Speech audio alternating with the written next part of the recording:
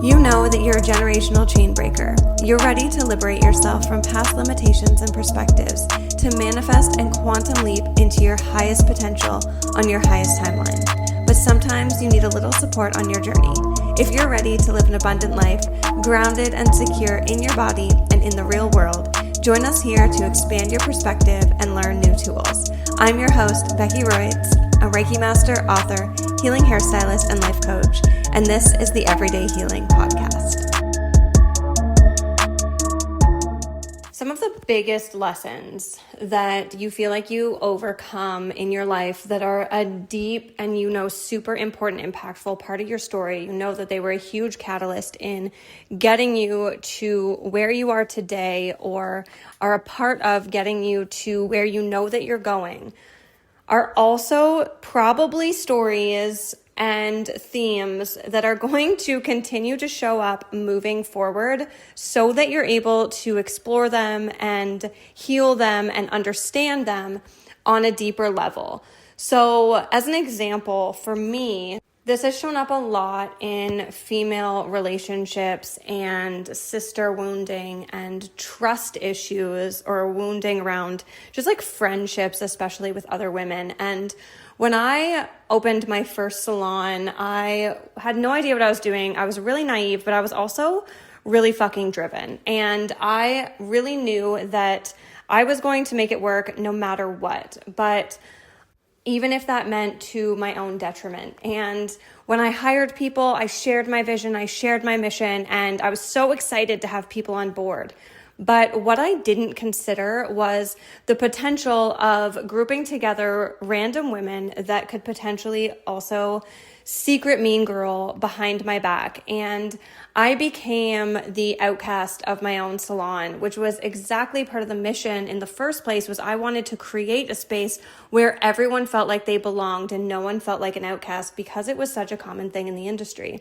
And I remember overhearing super mean conversations about me in the back room on a regular basis, or I would get nasty messages that would just hurt my heart because I had so much faith in people and in empowering women that having that flipped on me in my own space just really took its toll on me, to the point that I remember having a simple conversation about a contract with one of the girls at the salon, and it went really well.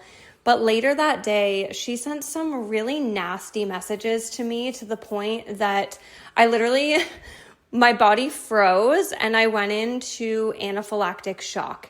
And I think it was actually just like having so much trust and faith in that relationship, and then having it be flipped so easily over text message just really dug deep into that wounding of not belonging or not being worthy of having loving and reciprocal relationships or friendships, that it really fucked with my trust issues. And it took me a really long time to feel like I was able to trust in other women, especially in the professional world again. And I pretty much had to start from the ground up and really source where that wounding came from, what the root cause of it was. And of course, like, it went all the way back to my childhood and even just like family relationships.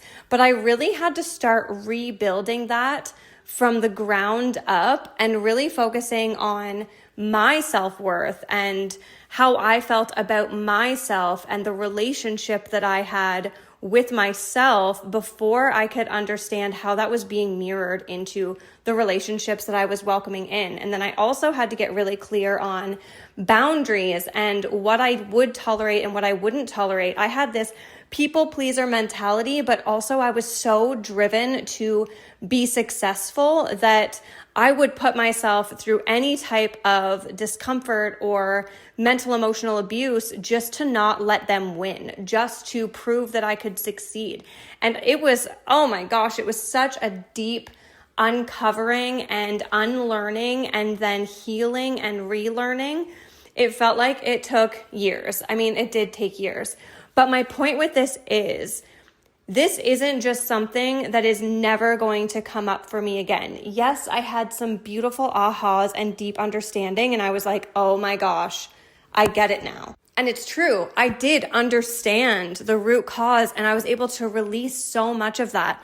But that doesn't mean that new fragments or layers of that aren't going to continue to show up, because it has been such a big part of my journey. And I really believe that there are always new ways to understand something and new things that we can learn and more healing that we can do on an even deeper level when it comes to really core themes in our existence. And how this has shown up even just in small ways now is once in a while falling into the trap of manipulation of when somebody presents themselves to me, or that like they're someone that I should welcome into my world, or that they really want me into my world, and they fawn and they're like, oh my gosh, you're so great, can we please be friends? And then having that, I'm sure if you've been in my world for a while, you know my analogy of poop in a pretty package. When someone delivers you this beautiful gift and it's wrapped in a super pretty package, but there's poop inside. And I have the tendency, that past wounding of wanting to belong, to accepting those packages because they're wrapped in beautiful verbiage, or because they're, as my old examples on the podcast, wrapped in quote unquote love and light, even if they really are ego-driven or manipulative.